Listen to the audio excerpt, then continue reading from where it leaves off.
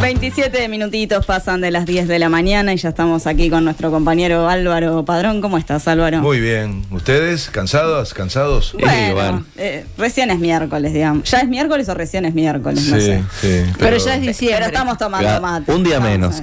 No, pero además, miércoles, en la hora que el programa está ya rematando. Ya está. Eso es Ya verdad. cumplieron, entonces tienen que bancar a Padrón nada más. No seas así. ¿Cómo te lleva todo, Álvaro? Bueno, yo creo que esta va a ser mi última columna del año, ¿no? Porque después otro miércoles no hay. Sí, no, claro. Ya Claro, estamos posible, en sí. fiesta. Claro. Entonces, Acá quería... la gente sí. viene y se va despidiendo. Ya vino ayer Sí. Eduardo y dijo... Va, a menos que inviten a alguna fiesta, alguna cosa. Bueno, eso Eso sí. es No, importante. no quiero ponerlas en una piedra. Eduardo ya dijo la próxima, salgo desde Salto el martes que viene, bueno. Pero no, yo creo que vale la pena, por lo menos quería, antes de meterme más en la política internacional, y darle marco a ese análisis, tener como una reflexión, ¿no? Porque me quedó la idea de que se habló mucho de cómo fue la campaña, de que no había como mucha energía, de que costó entusiasmar. Y atrás de eso vino todo un relato de que no había mucho para cambiar. Como una idea de que la gente no estaba mucho para el cambio y que entonces todo se parecía demasiado y que había pocas diferencias en los discursos. Que había un clima de continuidad, se decía. Hubo ahí una cosa, ¿no? Que yo creo que además no está bien, no es correcta. Eso no quiere decir que no sea interesante tener esa cosa que nos orgullece tanto, ¿no? De no haber grieta, de tener capacidad de diálogo, de poder construir cosas en un sentido más amplio. Pero a mí me parece que no está bien eso de... Me parece que es más, genera una idea más conservadora, porque en el fondo está el relato de no se puede cambiar mucho tampoco. Las cosas son como son, la gente tiene que vivir así, o sea, hay una cosita ahí media de contrabando que a mí no me gusta. Y entonces, para enchufarme con la política internacional, yo digo que hay dos grandes razones que impulsan la idea de cambios. Y para que no quede solo como una consigna, esto que yo digo de que es un error plantear que no hay necesidad de cambio. La primera es que efectivamente hubo un cambio de opción política. Este país va a cambiar de signo político. Y eso significa muchas cosas. Primero es un cambio de concepción. Y últimamente creo que fue una parte de la derecha que quiso radicalizar esa imagen, ¿no? Ubicando al Frente Amplio como con un perfil más radical, o sea, esa idea del peor Frente Amplio, ¿no? Por lo tanto, que se hagan cargo. Si quisieron presentar esa idea en la campaña electoral, claramente con la idea de generar miedo, en fin, de influir en la campaña, que ahora se hagan cargo de que por lo tanto no hay que sorprenderse de que ciertas medidas toquen intereses y por lo tanto generen cambios. Lo segundo, junto con el cambio de una concepción, es que se cambian las prioridades. Y yo creo que lo empezamos a notar ahora. Es verdad que estamos en un momento todavía un poco raro, no sé cómo les ha ido a ustedes con las entrevistas a las nuevas ministras y ministros, pero la transición y el hecho de que todavía no hay una coordinación hace que no se vea el despliegue de una nueva política. Cuesta un montón. Y sí, nos ha pasado un poco, porque de hecho hay información a la que todavía no se accedió del todo. Digo, ayer hablábamos con Cecilia Cairo, futura ministra de Vivienda, y ella decía, todavía no tenemos acceso a toda la información. Exacto, pero por eso, y cuando vean a otros compañeros y compañeras son hasta más cuidadosos. Cecilia, como viene muy del palo, pero hay un tema que todavía no podemos desplegar esa especie digamos, de propuesta de cambio. Pero hay otras prioridades y las vamos a empezar a ver, y eso también es parte del cambio. No, y si hay un programa que de todas maneras, por supuesto, más o menos tenés que cumplir, quiero decir, no, eso ni que hablar, pero el programa tiene, no digo el problema porque es para eso el programa, ¿no? De que es un gran marco. Sí, ahora sí. Empiezan lo que la gente más quiere ver, que son propuestas concretas, en fin, que las pueda relacionar con su vida cotidiana. Claro, que te tenés que parar en algo para avanzar en esa propuesta. Y por último, así como concepción y prioridades, yo voy a decir una cosa muy clara, que sé que no cotiza hoy en esta idea de un país más como integrado y con que todos nos llevamos bien, que es que hay otros intereses. Hay otros intereses, porque al final los partidos representan intereses. Y yo voy a recordar algo que dejó de decir el presidente actual, pero que fue su caballito de batalla, los Maya Oro. O sea, En eso él fue muy transparente. Desde el comienzo dijo que su gobierno iba a tener como prioridad los Maya Oro, bajo la concepción de que a los que le va mejor, después, si les va aún mejor, empujan al resto, o, dicho de otra manera, la teoría del derrame, ¿no? Les va bien a ellos y hacen crecer, no sé si la torta, porque la torta no derrama, pero la imagen es de algo que finalmente cuando se llena, como si fuera un vaso, derrama. Y me parece una imagen muy clara, ¿no? Los ricos tienen un vaso que lo necesitan llenar, y que recién cuando se llena se les cae un poquito, a veces más, a veces menos. Mi teoría es que casi nunca se le cae nada, salvo cuando les conviene. Agrandan el vaso en todo caso. Y logran agrandar. Qué buena esa. Me acabas de agregar una imagen más a mi teoría. Lo que hacen es ir agrandando el vaso y nunca se llena y nunca derrama. Entonces, pero lo que estoy diciendo es que esto es la definición de intereses, ¿me explico? Es la transparencia de un gobierno, de un líder, de un presidente que dijo para quién iba a trabajar. Porque además él pertenece a ese vaso. No es casual, no estamos hablando de alguien ajeno a ese mundo. Y uno empieza a relacionarlo con cómo vive, de dónde viene, dónde estudió. O sea, no estoy haciendo un juicio de valor. Estoy diciendo, a partir de la sinceridad del presidente, la coherencia que significa el desempeño de políticas públicas. Alguien va a decir, está simplificando, porque al final después los países son tensiones de sector y demás, pero lo que es importante acá es definir la orientación, la posición y el encare de un gobierno y del proyecto político que representa, porque sigo reivindicando la política, la ideología, y todo eso es parte de lo que uno decide cuando vota, y se tiene que hacer cargo de eso. Entonces, eso es lo que yo digo que va a cambiar. Porque esa síntesis que es los Maya Oro, tienen luego como resultado lo que para mí es más claro a la hora de medir todo, que es la forma de distribuir la riqueza. Y si hay algo que quedó claro en la campaña electoral, al final de 5 años de gestión, es cómo se distribuyó la riqueza en este país. Y hasta el día de hoy no lo pueden rebatir. Después se hacen números raros de que el crecimiento del empleo y de el mejor salario, pero todos sabemos, porque ahora no lo dice la izquierda o el Cuesta Duarte, lo dice el Instituto Nacional de Estadística, que en el país hubo una distribución absolutamente desigual de la riqueza y aumentó la desigualdad. Porque en ese crecimiento general lo que hizo fue que el 5% le fuera mejor y al 95% le fuera peor. Y esto siguen sin rebatirlo ninguno de los técnicos ni de los políticos que gobernaron este país. Entonces, esa síntesis y ese resultado es el que tenemos que cambiar. Y por lo tanto, por supuesto que va a haber un cambio. O por supuesto que la propuesta es cambiar y no en esa sensación de continuidad. La segunda razón, yo decía que hay 2 razones. La primera para mí es esta, la tensión en cuanto a un cambio de gobierno. La segunda razón para el impulso de los cambios es que el mundo cambió, el momento cambió, la sociedad cambió. Tenemos problemas diferentes de hace 5 años y ahora me meto en un lío más. De hace 20, cuando empezó a gobernar la izquierda en un ciclo anterior. Y digo esto para decir inmediatamente que yo creo que también en eso hay que cambiar. Que el próximo gobierno no puede repetir lo que pasó en 15 años. Las fuerzas políticas tienen un problema, que es que cuando disputan elecciones, necesitan, si ya gobernaron, reivindicar lo que hicieron, ¿no? Porque además, en general, es un argumento fuerte de quien compite con ella, ¿no? Ustedes ya vieron en seguridad, o sea, faltaba nomás que permanentemente trajeran un nombre arriba de la mesa, se dijera lo que se había hecho, los resultados. O sea, es imposible sacarse la mochila de lo que hiciste, para bien y para mal. Pero yo ahora salgo del debate y de la chicana con la otra fuerza política, la oposición o el oficialismo, según donde esté, y me pongo en el desafío de la autocrítica y de poder pensar que las cosas que se hicieron mal o no salieron bien y las que son nuevas tienen que ser parte de la nueva propuesta. Y eso también es un cambio.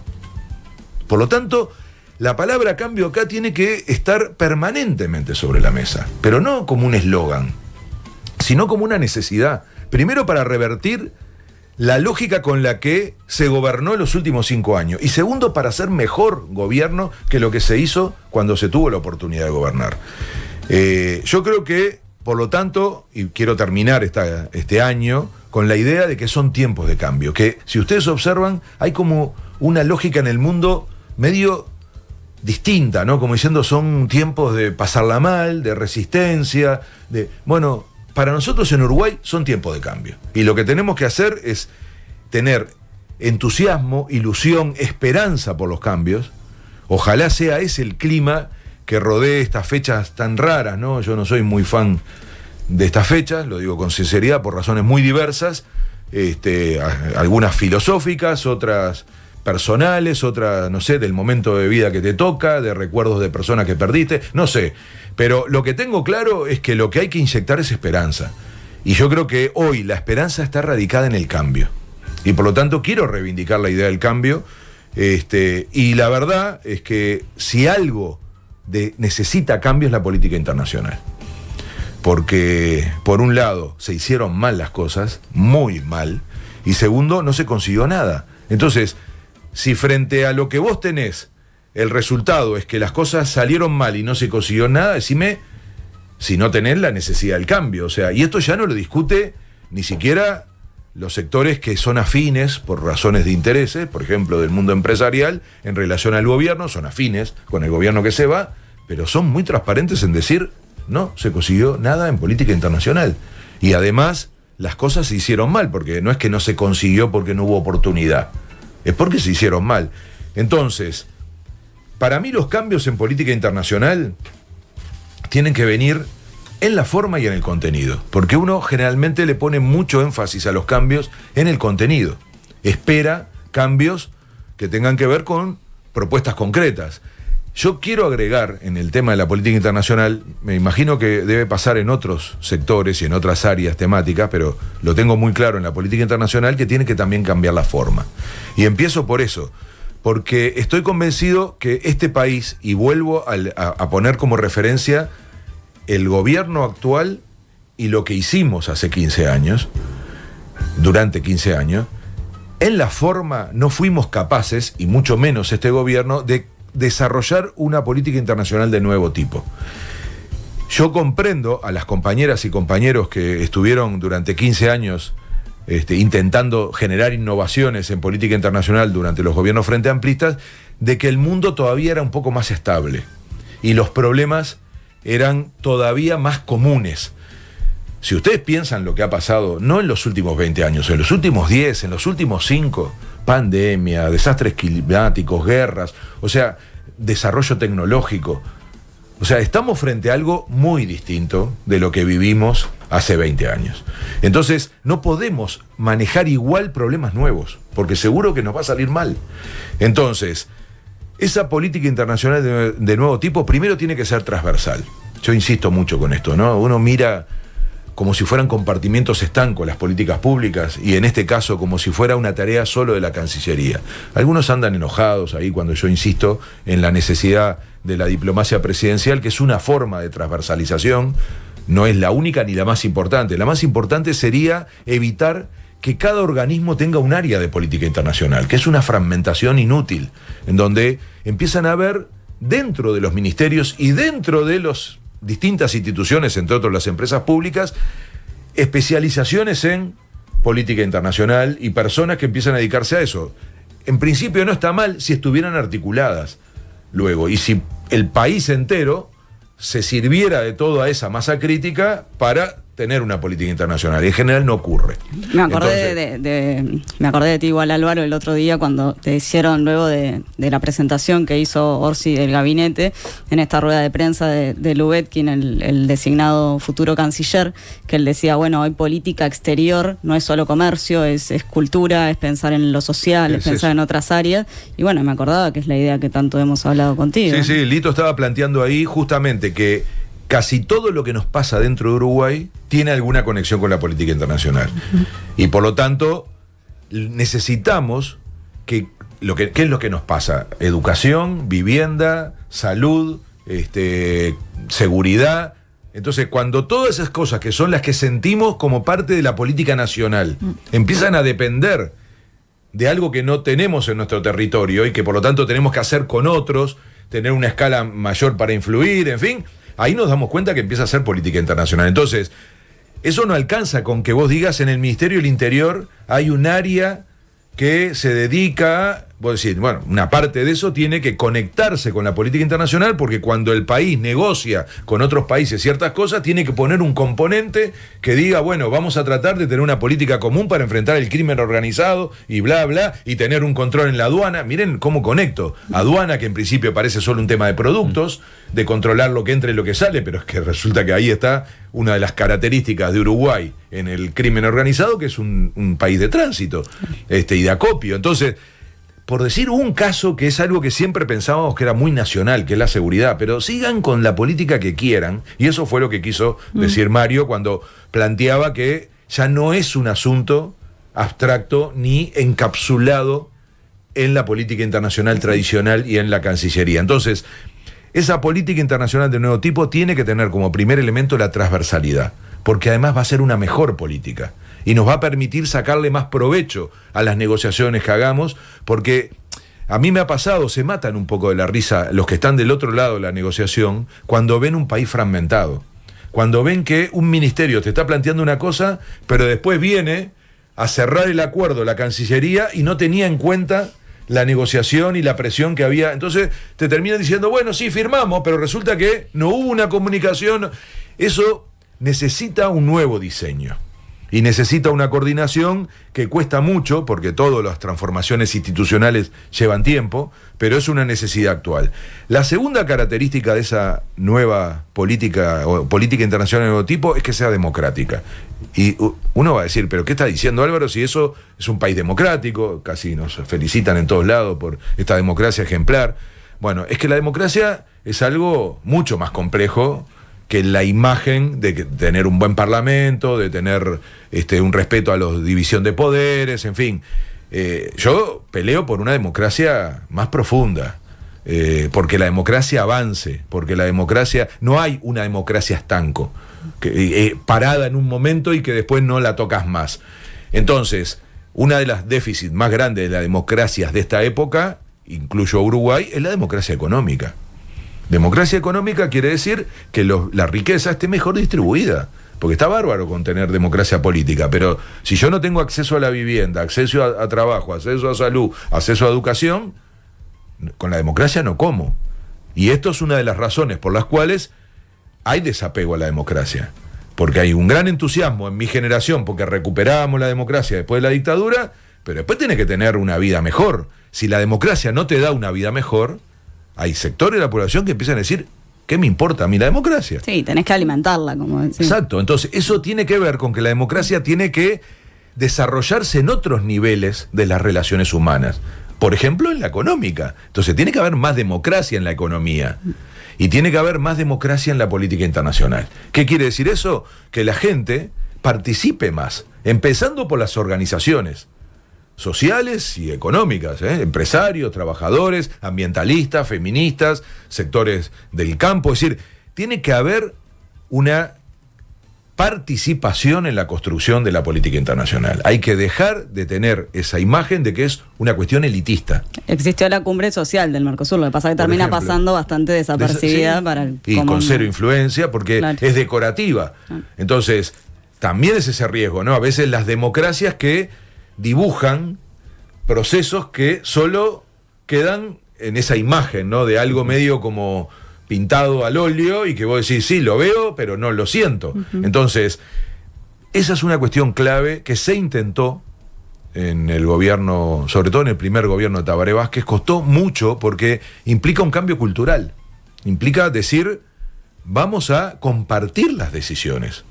Vamos a hacer que sectores de la sociedad, en principio organizados, pero yo diría que es lo que estamos haciendo con este micrófono, tiene que ser algo lo más popular posible. Esa es mi prédica de hace años, ¿no? Que la política internacional sea comprensible para que luego te la apropies y opines y discutas como discutís con cualquier otra cosa. La gente la parás en la calle y te va a decir qué opina sobre salud, vivienda, educación, sobre sus ingresos, pero cuando le preguntás de estas cosas queda como más como diciendo, no, esto es una cuestión de expertos. Mentira, si es algo demasiado importante para dejarlo en manos de los expertos. Hay una frase famosa que decía: la economía es demasiado importante para dejarla en manos de economistas. La dijo un economista, ¿eh? Bueno, yo digo lo mismo. La política internacional es algo demasiado importante para que quede solo en manos de los que tienen 2 apellidos, hablan 5 idiomas, se visten muy bien. Esa imagen que está construida a propósito es un problema, porque hace que la gente sienta ajenidad por la política internacional. Y ese es el primer asunto a cambiar. Porque si vos no te sentís parte y no sentís que te influye, no peleás por eso. La dejás como que prendiendo... ¿Vieron cuando la gente prende la televisión y ve la parte internacional? Termina sintiendo que es algo ajeno. Incluso la mayoría de los medios de comunicación lo plantean. Tratan el tema internacional como algo que tiene que ver con que pasa en otro lado. En primer lugar, porque se le apoya muy poco a los periodistas de política internacional y se les da pocos elementos para que hagan otro tipo de trabajo. Pero después porque es una forma de ubicar la política internacional en un lugar que no conecta con la gente. Que en todo caso te interesa porque te interesa el mundo. Y eso es un error. Hay que hacer sentir a las personas como parte, como que les influye, les afecta, para luego dar una pelea para influir en eso. Y por tercer punto, que quiero tocar en ese primer esquema de una política internacional de un nuevo tipo, es lo que ha sido últimamente más mencionado, que es lo de la diplomacia presidencial. Y ahí lo que yo reivindico, y creo que hace muy bien el presidente electo Yamandu Orsi en plantearlo, es que si no da la señal el propio presidente de la importancia que le da el gobierno a la política internacional, no le puede pedir al resto que lo haga. Entonces, es como una actitud de ponerse al frente. Y lo va a hacer en los temas que le importan, o sea, y está muy bien. Todo el mundo dice, es un drama la pobreza infantil. Bueno, si va a ser un buque insignia, el primero que lo tiene que decir es el presidente de la República. ¿Eso quiere decir que va a desplazar a los ámbitos que se encargan de la gestión de eso? No, quiere decir que es una prioridad política del gobierno. Y la mejor noticia que tiene hoy la Cancillería es tener un presidente que dice, me importa mucho la política internacional, porque las experiencias que hay de presidentes que no les importa la política internacional, les va muy mal a las cancillerías, o porque pierden presupuesto, o porque dejan de tener centralidad en la política, o porque como hacía López Obrador, prendió fuego un pasaporte en una campaña electoral, diciendo que una forma de ahorrar recursos era no viajar. Aprovecho, Álvaro, que te metiste con esto de la diplomacia presidencial, porque se ha hablado bastante, incluso sobre todo desde legisladores del oficialismo, sobre esto de si iba a haber una doble cancillería, por ejemplo, si era una mala señal. ¿Cómo van a convivir? No, pero eso es un problema. No hay nada doble, porque estamos hablando del presidente, no de nada, digamos, que duplique nada. Entonces, es el presidente el que decide actuar. Luego, el presidente tendrá gente que lo asesora, pero por supuesto que la Cancillería es el centro desde el punto de vista institucional. Lo que estamos diciendo es cómo desarrollamos una política internacional que justamente transversalice el resto del Estado. Lo tiene que liderar precisamente el presidente eso. Cuando hace un Consejo de Ministros discutiendo el tema, no dejando que parezca que hay un informe solo cada vez que hay un informe sectorial, tomando iniciativas. En una época como esta, la relación entre los líderes, creo que lo hablé en otra columna, cuando en el mundo se están rompiendo las reglas, que es lo que está pasando, y se está de alguna manera afectando el poder de los organismos internacionales que se crearon durante 60 años, pesa mucho la capacidad de diálogo entre los líderes. Pesa más que nunca. Casi diría que vuelve a ser como la previa a cuando se armó este orden mundial después de la Segunda Guerra Mundial, y el objetivo era, por un lado, evitar la guerra, y por otro lado, desarrollar organismos que empezaran a dar respuestas a problemas globales. Eso fue generando un conjunto de organizaciones, de instituciones, entre ellas las Naciones Unidas, y fue perdiendo peso los liderazgos. Pero para crear eso, hubo que tener liderazgos, que se sentaran, negociaran y acordaran. A partir de ese desarrollo, los estados empezaron a tener mucho más protagonismo porque participaban de esos organismos. Se empieza a crear una comunidad internacional. En este momento se está rompiendo para crear algo nuevo que todavía no tenemos. Es un momento en donde necesitamos de vuelta el protagonismo de los liderazgos. Lo que vieron ustedes hace pocos días en la cumbre del Mercosur. Terminan siendo personas con sus características. Tener un líder, un presidente, que le importe poco eso y no vaya al G20, por ejemplo, porque tenía que estar en campaña. O sea, esas cosas que no terminamos de instalar en el debate público para que haya una presión pública que diga por qué tomó esa decisión. Es como faltar, no sé, nadie se imaginaría al presidente faltando cuando tiene que dar un informe a la Asamblea General, ¿me explico? Pero de vuelta, ¿cómo está ubicada la política internacional? En un lugar de no relevancia. Entonces, un hecho político de esa magnitud no fuimos capaces de discutirlo en la sociedad para pedir explicaciones. Solo una periodista de TV Ciudad le hizo la pregunta y lo descolocó y él terminó diciendo eso. Es que estaba en campaña. Encima todavía dice algo que no corresponde, porque se supone que el presidente no podía estar en campaña, ¿no? Pero en fin, lo que quiero decir es que la importancia de que un presidente asuma eso es clave para el éxito de la política internacional. Y por lo tanto no hay ninguna duplicación, hay una potenciación de la política internacional. Ese es el objetivo. Y por lo tanto, todo tiene que sumar.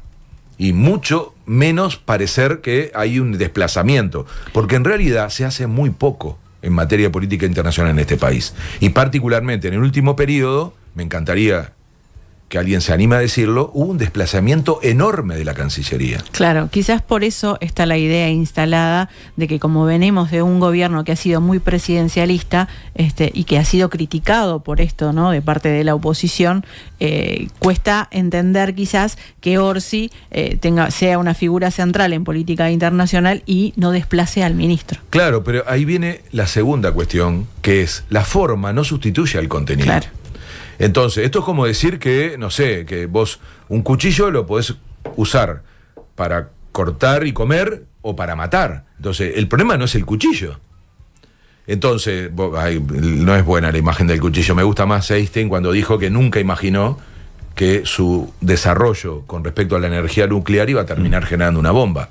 Pobre Einstein, ¿no? A hacerle cargo de haber matado miles de personas en Japón. Entonces, esto es igual, por eso voy al contenido. Acá insistí en la forma porque si no, enseguida nos vamos a mirar las novedades con propuesta. Y yo aspiro a que en este periodo haya también una transformación en los métodos, en la forma y sobre todo en la institucionalidad. Ahora, en el contenido es donde tiene que haber, por supuesto, esta idea de cambio, ¿no?, que yo decía al principio. En contenidos hay algo que no cambia y yo creo que, aunque en algunas actitudes de este gobierno hubo algunos apartamientos, en general Uruguay tiene una matriz de principios de la política internacional que es bastante típica de un país democrático, de un país chico, en fin, que tiene que ver con principios de política internacional, el apego al derecho internacional, el respeto a la soberanía de los estados, la solución pacífica de los conflictos, sí, que la como no decís, nos corrimos un poquito. Bueno, ¿no? La no intervención en asuntos internos, la defensa del multilateralismo y el compromiso con los derechos humanos. Eso es una matriz de principios. El gobierno anduvo al filo de varias de esas cosas y por lo tanto yo creo que una reafirmación de los principios es muy importante. Pero no es donde va a haber más cambios. Para mí el cambio fundamental, y vuelvo a algo parecido como lo de Maya Oro, ¿no? Aquí hay una matriz conceptual muy diferente entre las dos fuerzas políticas. La fuerza política que va a asumir el gobierno tiene claridad sobre la prioridad de la región, por historia y por geografía, no solo por una vocación política. Y eso es una diferencia sustancial.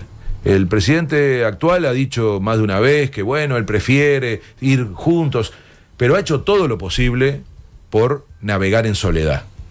Y yo digo que eso es una división de aguas fundamental a la hora de pensar la política internacional.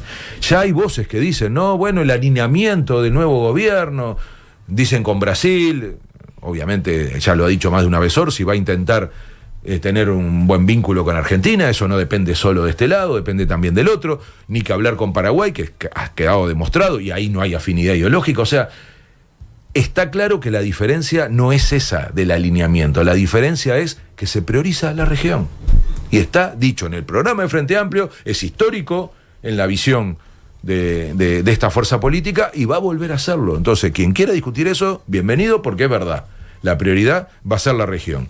Entre otras cosas, porque el análisis que hace esta fuerza política es que en el mundo en que vivimos nadie se salva solo y que por lo tanto no vale el de andar creyéndose que sacándole provecho a movidas cortas vamos a tener un desarrollo en este país. Probablemente con esa estrategia de andar buscando socios puntuales le puede ir bien a algunos en Uruguay, que son casualmente los Maya Oro. Entonces, lo que tuvimos fue una política internacional que de alguna manera, y no del todo, porque fue tan mala que ni siquiera eso resolvió, le funcionaba a los Maya Oro. Entonces, el modelo de inserción internacional que quiso implementar este gobierno y que no pudo, básicamente de apertura unilateral, de TLC al que le viniera bien, era un modelo muy funcional para la misma concepción política general que tiene este gobierno, que es que le vaya bien a unos pocos, a los que ya le va bien además. Entonces, eso sí que tiene que tener un cambio y, repito, tiene que ver con la región. Repito que eso también tiene que ver con un análisis, y yo creo que ahí hay un error profundo de este gobierno, que es creer que el mundo está en una etapa de apertura y que por lo tanto nos están esperando para firmar esos TLC. Yo creo, y termino con la esperanza, ¿no? El resultado de ese cambio en materia de política internacional nos tiene que dar una política internacional de ciclo largo. Esto es muy importante. Yo también aspiro que el ciclo largo sea para toda la política, pero no tengo duda que en la política internacional hay que apostar a que dure un tiempo largo, porque la forma en que las políticas internacionales terminan siendo efectivas. Cuando duran durante un tiempo, lo supo hacer Uruguay, sobre todo en décadas claves, donde se estaba formando ese orden mundial que decíamos hace un rato. Lo segundo, tenemos que poder tener una política internacional en el próximo periodo que sea democrática. Tiene que haber indicadores que demuestren que hay más democracia detrás de la política internacional, y eso significa que haya más participación para construirla y para desarrollarla. De vuelta a la idea de la transversalidad. Tiene que ser una política transversal, que uno termine viendo que el conjunto del Estado, y un poco más diría yo, también la academia, también la sociedad en su conjunto, también los medios de comunicación, jerarquizan de otra manera la política internacional.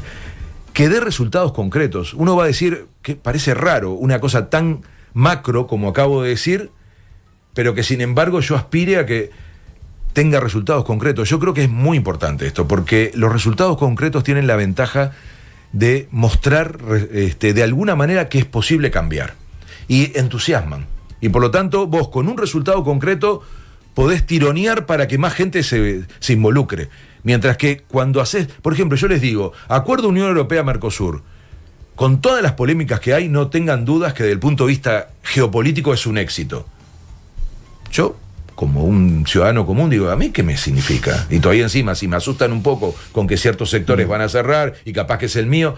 O sea, nosotros necesitamos bajar a tierra las cosas para que podamos mostrar que si no salen tenés un problema, y que si salen te vas a mejorar. Entonces necesitamos que la política internacional, y particularmente la integración regional, tenga resultados concretos, te cambie algo la vida, en algo educativo, en algo de empleo, en algo de salud, en algo de educación. O sea, algo tiene que traducirse a resultados concretos, y yo creo que eso va a ser muy importante desde el punto de vista político, desde el punto de vista social, desde el punto de vista productivo.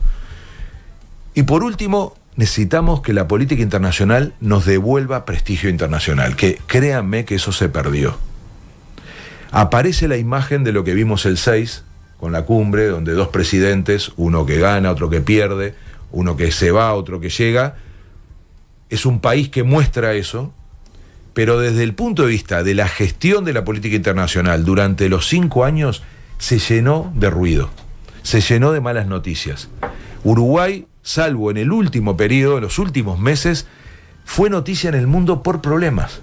Y eso significa desprestigio. Y es de las pocas cosas que Uruguay tiene. Nosotros no tenemos una gran población, no tenemos un gran tamaño, no tenemos una gran economía, no tenemos un gran poder militar. O sea, pesamos por cuestiones simbólicas. Y una muy valiosa es el prestigio. El prestigio que tenemos, por ejemplo, de esa democracia. Pero esa democracia tiene que sostener luego situaciones que te eviten cosas como nos pasaron con los pasaportes, con el narcotráfico, con los escándalos, y todo eso va generando desprestigio. Entonces, yo diría que de los últimos puntos, y quizá el más relevante, que tiene que resolver el próximo periodo de política internacional es recuperar el prestigio y volver a poner a Uruguay en la región. Eso no lo resuelven personas. Vuelvo a esta idea de duplicidad, ¿no? No lo resuelven personas, lo resuelve un proyecto político. Y lo más importante que está pasando en este país es que hay un cambio en el proyecto político, y es el proyecto político en su conjunto el que tiene que hacerse cargo de hacer síntesis en ese cambio y sobre todo demostrar que es posible. Muchas gracias, Álvaro Padrón. Feliz año. Feliz fiesta y feliz año nuevo. Feliz todo eso, y antes de cerrar ya aprovechamos a comentar que Mario Lubetkin justamente se reúne esta mañana con el actual canciller Omar Paganini, así que así como dimos hoy la información de la transición en el MEF, mañana tendremos información sobre la Cancillería.